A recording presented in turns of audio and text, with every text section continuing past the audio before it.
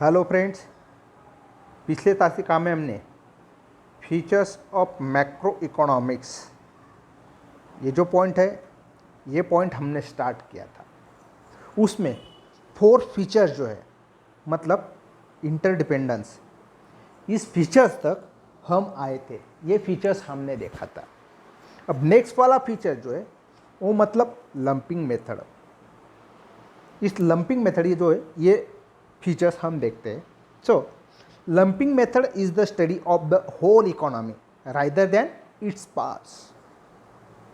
ये जो lumping method है, ये लंपिंग मेथड जो है, इस लंपिंग मेथड में जो इंडिविजुअल यूनिट्स रहता है रादर देन इट्स पार्ट्स, मतलब होल इकोनॉमी में जो इंडिविजुअल यूनिट्स रहता है उसका स्टडी लंपिंग मेथड में नहीं किया जाता है, बल्कि लंपिंग मेथड में जो होल इकोनॉमी रहती है, जो पूरी इकोनॉमी रहती है, उस पूरी इकोनॉमी का स्टडी इस लंपिंग मेथड में किया जाता है।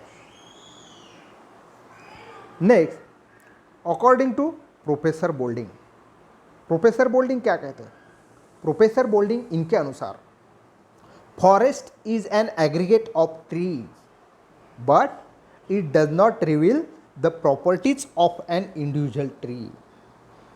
देखिए, प्रोफेसर बोल्डिंग इनके अनुसार फॉरेस्ट मतलब कि फॉरेस्ट के अंदर जो एग्रीगेट ट्रीज रहते हैं, मतलब जितने भी ट्रीज रहते हैं उन सबको मिलके उसको फॉरेस्ट कहा जाता है। बट लेकिन उन सब ट्रीज में जो इंडिविजुअल ट्रीज रहता है उसके जो स्पेसिफिक ऐसे जो फीचर्स हैं वो सब में दिखाई देते हैं क्या? नहीं। उसके स्पेसिफिक सिंगल ट्रीज के जो स्पेसिफिक फीचर्स है वो खाली उसी में दिखाई देते हैं, दूसरे ट्रीज में वो दिखाई नहीं देते हैं। मतलब यहाँ पे बोल्डिंग इनका क्या कहना है, नेक्स्ट सेंटेंस जो है उससे हमको पता चलेगा कि this reveals the difference between micro economics and macro economics. मतलब ये जो बोल्डिंग इन्होंने कहा है उससे हमको micro economics and macro economics, ये जो इकोनॉमिक्स की दोनों ब्रांचेस है उन दोनों के बीच का जो डिफरेंस है वो डिफरेंस हमको रिवील्स मतलब स्पष्ट होता है, दिखाई देता है, क्लियर होता है। मीन्स प्रोफेसर बोल्डिंग इनका क्या कहना है कि जो फॉरेस्ट के अंदर जो सिंगल ट्रीज रहता है, इंडिविजुअल ट्रीज रहता है, उसका स्टडी करना मीन्स माइक्रो इकोनॉमिक्स, और जो ऑल ट्रीज रहते हैं उन ऑल ट्रीज का स्टडी करना मीन्स मैक्रो इकोनॉमिक्स। इस तरह से इन दोनों ब्रांचेस के बीच का जो डिफरेंस है वो डिफरेंस जो है वो क्लियर होता है। लंपिंग मतलब एवरेज निकालना। ओके, तो नेक्स्ट फीचर जो है वो मतलब ग्रोथ मॉडल 6 वाला। ग्रोथ मॉडल्स में देखिए, macro economic studies various factor that contribute to economic growth and development. अब ग्रोथ मॉडल जो है उस ग्रोथ मॉडल्स में क्या कहा गया है कि जो इकोनॉमिक ग्रोथ एंड डेवलपमेंट, उनमें जो वेरियस फैक्टर्स है उन वेरियस फैक्टर का जो कंट्रीब्यूशन रहता है, जो कंट्रीब्यूट करते हैं, उनका स्टडी मैक्रो इकोनॉमिक्स में किया जाता है। मतलब इकोनॉमिक ग्रोथ हो रहे तो इकोनॉमिक ग्रोथ में किन किन फैक्टर्स का कंट्रीब्यूशन है, उन फैक्टर का स्टडी करना।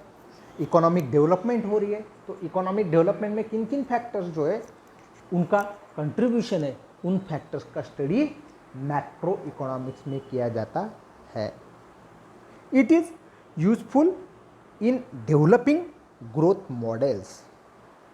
और ये जो ग्रोथ मॉडल्स है उन ग्रोथ मॉडल्स के डेवलपिंग में मैक्रो इकोनॉमिक जो है वो मैक्रो इकोनॉमिक्स क्या है? यूजफुल है, बहुत महत्वपूर्ण है।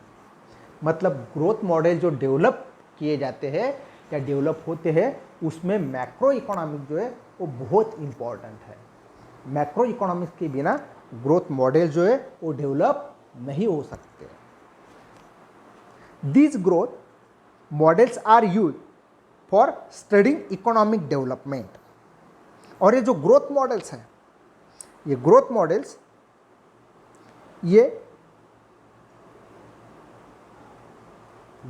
जो है ये ग्रोथ मॉडल्स जो इकोनॉमिक्स डेवलपमेंट जो है उन इकोनॉमिक डेवलपमेंट की स्टडी के लिए बहुत यूजफुल रहते हैं। मतलब कंट्री के अंदर इकोनॉमिक डेवलपमेंट हो रही है, ये किससे पता चलता है? जो ग्रोथ मॉडल जो है उनका इस्तेमाल करके हमको ये इकोनॉमिक डेवलपमेंट हो रही है उसका पता चलता है। इसीलिए इकोनॉमिक डेवलपमेंट के स्टडी के लिए ये जो ग्रोथ मॉडल्स है, ये ग्रोथ मॉडल्स बहुत यूजफुल रहते हैं। फॉर एग्जाम्पल, यहाँ पे एक एग्जाम्पल दिया गया है। एग्जाम्पल क्या है कि Mahalanobis growth models emphasise on basic heavy industries. देखिए एग्जाम्पल क्या दिया है कि एग्जाम्पल में बताया गया है कि महालनोबिस ये जो इकोनॉमिस्ट है, इन इकोनॉमिस्ट ने जो ग्रोथ मॉडल्स बनाए, ये ग्रोथ मॉडल जो है जो बेसिक मतलब मूलभूत, हेवी मतलब बहुत वजनदार, ऐसे जो इंडस्ट्रीज रहती है इन इंडस्ट्रीज के ऊपर जो एम्फासाइज मतलब दिखाना एक तरह से, या उसके ऊपर भर देना, जोर देने, हम इसको मराठी में जोर देना ऐसा कहते हैं। तो ये महालनोबिस के जो इकोनॉमिक ग्रोथ मॉडल्स जो है वो मॉडल्स जो बेसिक एंड हेवी इंडस्ट्रीज रहती है उनके ऊपर वो भर देती है, जोर देती है। मतलब महालनोबिस के इकोनॉमिक जो ग्रोथ मॉडल्स है वो ग्रोथ मॉडल्स जो हेवी एंड बेसिक ऐसे जो इंडस्ट्रीज रहते हैं उनके बारे में वो ग्रोथ मॉडल्स एक्सप्लेनेशन करते हैं। ओके, तो इस तरह से ये जो ग्रोथ मॉडल्स है ये 6 वाला फीचर्स हमने देखा। अब नेक्स्ट वाला फीचर जो है वो मतलब जनरल प्राइस लेवल, 7th वाला general price level. Determination and changes in general price level are studies in macro economics. Mean जो प्राइस लेवल है, जनरल प्राइस लेवल, ये कैसे डिटर्मिनेशन मतलब वो कैसे तय होती है, एंड इस जनरल प्राइस लेवल में कैसे चेंजेस होते हैं, इसका स्टडीज जो है वो स्टडीज मैक्रो इकोनॉमिक्स में किया जाता है। मतलब जनरल प्राइस लेवल वो कैसे तय होती है, इसके अलावा जनरल प्राइस लेवल में कैसे चेंजेस होते हैं, इसका जो स्टडीज है वो स्टडीज मैक्रो इकोनॉमिक्स करता है।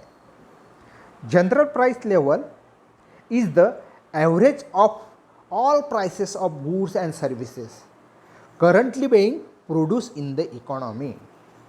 अब देखिए जनरल प्राइस लेवल मतलब, जनरल प्राइस लेवल हम कहते हैं, लेकिन जनरल प्राइस का मतलब क्या है? जनरल प्राइस लेवल मतलब कि जो करंट ईयर रहता है उस करंट ईयर के दौरान इकोनॉमी में जो गुड्स एंड सर्विसेज जो है वो प्रोड्यूस की गई है, वो ऑल गुड्स एंड सर्विसेज की जो प्राइस है वो प्राइसेस का average means general price level.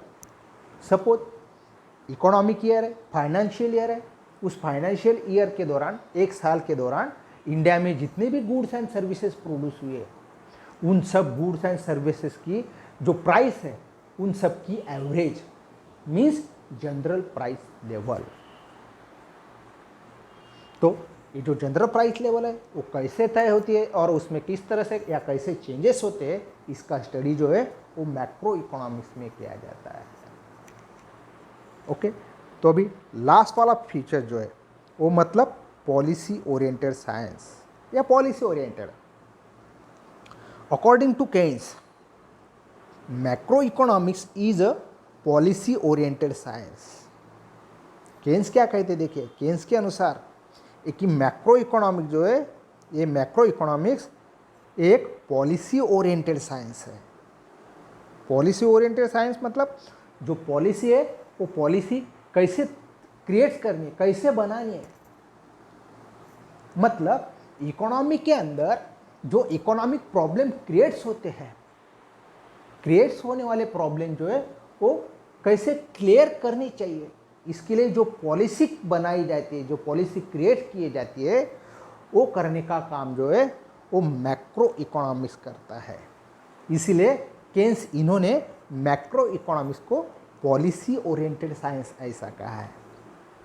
Next, it suggest suitable economic policies to promote economic growth, generate employment, control of inflation and deflation, etc. ये जो मैक्रो इकोनॉमिक जो है, ये मैक्रो इकोनॉमिक्स इकोनॉमी के अंदर जो इकोनॉमिक प्रॉब्लम क्रिएट्स होते हैं, जैसे कि प्रोमोट टू इकोनॉमिक ग्रोथ,